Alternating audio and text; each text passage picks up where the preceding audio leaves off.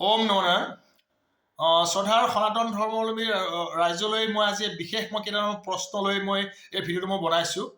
ৰাষ্ট্ৰীয় স্বয়ংসেৱক সংঘ, যাক আমি RSS বুলি কওঁ, এজন স্বয়ংসেৱক হিচাপে আৰু এজন সনাতনী হিন্দু আৰ্মীৰ সেনাপ্ৰমুখ হিচাপে এতিয়া মোৰ যিটো মোৰ দায়িত্বত মই আছোঁ, এজন সন্ত হিচাপে আমি যিমানখিনি পাৰোঁ সততাৰে একনিষ্ঠাৰে দেশৰ বাবে, ৰাষ্ট্ৰৰ উন্নয়নৰ বাবে, দেশৰ অগ্ৰগতি, দেশৰ প্ৰগতি, ৰাজ্যৰ কল্যাণ যিমানখিনি তন মন ধন তিনিওটাই কৰিব পাৰোঁ আমি কৰি গৈ আছোঁ, কৰি গৈ থাকিম। ভগৱানে সকলোকে কুশলে মংগলে ৰাখক, তাৰে কামনা কৰিছোঁ আৰু সৎ মাৰ্গ প্ৰদৰ্শন কৰক। এতিয়া মই বহুতে ভাবিব হয়তো ৰাষ্ট্ৰীয় স্বয়ংসেৱক সংঘৰ বিৰুদ্ধে মই কথা কৈ থকা। মই ৰাষ্ট্ৰীয় স্বয়ংসেৱক সংঘৰ বিৰুদ্ধে মই কথা কৈ থকা নাই। ৰাষ্ট্ৰীয় স্বয়ংসেৱক সংঘ হৈছে এটা মন্দিৰ আৰু সেই মন্দিৰত একোজন দেৱদূত নিৰ্মাণ কৰা হয়। তেওঁৰ দেৱদূত বুলি মই এইবাবেই কৈছোঁ মন্দিৰ শব্দ প্ৰয়োগ কৰা বাবে। আৰু ৰাষ্ট্ৰীয় স্বয়ংসেৱক সংঘৰ ভাষাত হৈছে ব্যক্তি নিৰ্মাণ। ব্যক্তি নিৰ্মাণ কৰোঁতে ধৰি লওক এখন ঘৰত ল'ৰা ছোৱালী 5টা, সেই 5টা ল'ৰা ছোৱালীক যেতিয়া পিতৃ মাতৃয়ে পোহপাল দি ডাঙৰ দীঘল কৰে, কোনোবা ডক্টৰ হ'ব, কোনোবা ইঞ্জিনিয়াৰ হ'ব, কোনোবা শিক্ষক হ'ব, বা কোনোবা কেৰাণী হ'ব, কোনোবা মহিলা, আৰু কোনোবা এজন মেকানিক হ'ব, নহয় জানো? প্ৰতিটো বিশেষ বিশেষ বস্তু, আৰু প্ৰতিজন ব্যক্তিৰে একোটা বিশেষ গুণ থাকে, আৰু সেই বিশেষ গুণ থকা সেই বস্তুখিনিক কেনেকৈ চিনাক্ত কৰিব পাৰি, সেই মন্দিৰত থকা সেই প্ৰচাৰকসকলে, সেই দেৱদূতসকলে জনা উচিত, নহয় জানো? নহয় যে মই সংঘক, মই ৰাষ্ট্ৰীয় স্বয়ংসেৱক সংঘক মই উপলুঙা কৰিছোঁ। মই উপলুঙা কৰা নাই। সৎমাৰ্গ প্ৰদৰ্শন কৰা সাধুসন্ত মহাত্মাৰ কাম বুলি কয়, সন্ন্যাসীসকলৰ কাম। এজন সন্ত হিচাপে মই এইখিনি কথা প্ৰতিটো মুহূৰ্তত কৈ আছোঁ আৰু কৈ গৈ থাকিম। অসমৰ মাননীয় মুখ্যমন্ত্ৰী আমাৰ নিজৰে ঘৰৰ এজন, আমাৰ ঘৰৰ পৰিবাৰ, তেওঁ অসমৰ মুখ্যমন্ত্ৰী। তেখেতৰ ভাল কৰ্ম কৰিলেও আমি তেখেতক আমি প্ৰশংসা কৰিবলৈ, বেয়া কাম যদি কৰে, যদি কিবা ভুল পথে গৈ থাকে, আমি তাক দেখুৱাই দিব লাগিব। যদি আমি সেই কথাখিনি আমি দেখুৱাই নিদিওঁ, আমি ভাল অভিভাৱক হ'ব নোৱাৰোঁ। হস্তিৰ পিছলে পাওঁ, সৎজনৰ বুৰে নাও বুলি এষাৰ কথা আছে নহয়। হ'ব পাৰে, ভুল হ'ব পাৰে, অসমৰ মুখ্যমন্ত্ৰীৰ ভুল হ'ব পাৰে, মই নহয় বুলি নকওঁ, বা আমাৰো ভুল হ'ব পাৰে, নহয় বুলি নকওঁ, যিহেতু আমি মনুষ্য জীৱন লৈছোঁ, নহয় জানো? এই ব্যক্তি নিৰ্মাণ কৰা যিবিলাক কথা কয়, যিবিলাক প্ৰচাৰ বিভিন্ন সময়ত বৈদিক দিয়ে, নৰৰ পৰা নৰোত্তমৰ পৰা নাৰায়ণ, মই সেইসকল প্ৰচাৰকৰ কথা মই কৈছোঁ।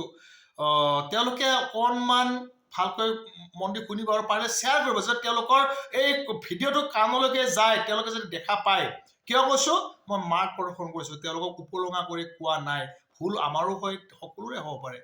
এতিয়া কথাটো হৈছে, এই অসমত এজনো ব্যক্তি নিৰ্মাণ কৰিব নোৱাৰা, ৰাজনৈতিক নেতা, বিশেষকৈ ৰাজনৈতিক দলত প্ৰেক্ষপাত কৰিব নোৱাৰা এই সংঘৰ যিসকলে কয় যে নৰৰ পৰা নৰোত্তমৰ পৰা নাৰায়ণ, নাৰায়ণ কেনেকুৱা তেওঁলোকে নিৰ্মাণ কৰিব? নাৰায়ণ নিৰ্মাণ কৰিব তেওঁলোকে নোৱাৰে। এজন ব্যক্তি নিৰ্মাণ কৰিব নোৱাৰিলে, এইবাৰ লোকসভা ইলেকশ্যনত এজন ৰাষ্ট্ৰীয় স্বয়ংসেৱক সংঘৰ এনেকুৱা এজন স্বয়ংসেৱক মনোনীত কৰিছে ৰাষ্ট্ৰীয় স্বয়ংসেৱক সংঘৰ পৰা, উদাহৰণ দি মোক দেখুৱাই দিয়ক। তেওঁলোকক মই মুকলি প্ৰত্যাহ্বান জনাইছোঁ, যিসকলে কয় নৰৰ পৰা নৰোত্তমৰ পৰা নাৰায়ণ, যিয়ে ব্যক্তি নিৰ্মাণৰ কথা কয়, তাৰ কথাই মই কৈছোঁ। এতিয়া বিভিন্ন সময়ত বিভিন্নজনে আমাক কয় যে সংঘই বিজেপি দলক পৰিচালনা কৰে। বিজেপি দলটো যিটো পদুম ফুলৰ চিহ্ন, পদুম ফুলটো শ্ৰী বিষ্ণু ভগৱানৰ যিটো হাতত থাকে, আমাৰো আত্মাত আমি স্থাপিত কৰিছোঁ। দলটোক বুলি ক'লেও ভুল নহ'ব। দল কেতিয়াও বেয়া নহয়, ব্যক্তি বিশেষ বেয়া হ'ব পাৰে। ব্যক্তিৰ নীতি, ব্যক্তিৰ আদৰ্শ, ব্যক্তিৰ বিচাৰধাৰা ভুল হ'ব পাৰে। সেই ব্যক্তিসকলক আমি চিনাক্ত কৰি তাৰ পৰা আঁতৰাই আমি ৰাখিব লাগিব।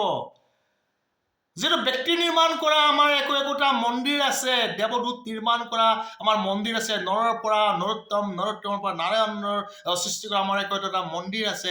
সেই মন্দিৰৰ পৰা আমিতো নৰোত্তম এজন আমি সৃষ্টি কৰিব পাৰিব লাগিছিলে ইমান বছৰে। এইবাৰ আমি এজনকো দিব নোৱাৰোঁ। আজি যদি মই বৰপেটা জিলাৰ মই কথা ক'বলৈ যাওঁ, ৰাষ্ট্ৰীয় স্বয়ংসেৱক সংঘৰ বহু এনেকুৱা জ্যেষ্ঠ অধিকাৰী আছে, প্ৰচাৰক নহয়, স্বয়ংসেৱক আছে। তেওঁলোককো কোনোবা এজনক ৰাষ্ট্ৰীয় স্বয়ংসেৱক সংঘৰ পৰা পক্ষপাত কৰি লোকসভা সমষ্টি বা গুৱাহাটী মহানগৰ বা যিকোনো এখন অসমৰ বিভিন্ন ঠাইত এজন বা দুজনটো দিব পাৰিলে হয়। তেওঁলোকে কোন মুখেৰে কৈ থাকে যে আমাৰ এই চৰকাৰ, আপোনালোকৰ চৰকাৰ নহয়, নক'ব। আমি লাজ পাওঁ, আমি লাজ পাওঁ। এজন ব্যক্তিক নৰৰ পৰা নৰোত্তম নাৰায়ণ কৰি বা এজন স্বয়ংসেৱক নিৰ্মাণ কৰি, ব্যক্তি নিৰ্মাণ কৰি যিটো দলটোত আপোনালোক প্ৰেক্ষাপাত কৰিব নোৱাৰিলে, নক'ব আমাৰ চৰকাৰ। চৰকাৰ আমাৰো চৰকাৰ, প্ৰতিজন অসমবাসীৰ চৰকাৰ, প্ৰতিজন দেশবাসীৰ চৰকাৰ, আমাৰ চৰকাৰ বুলি নক'ব, চৰকাৰ সকলোৰে। জয় শ্ৰীৰাম, জয় হিন্দ ৰাষ্ট্ৰ।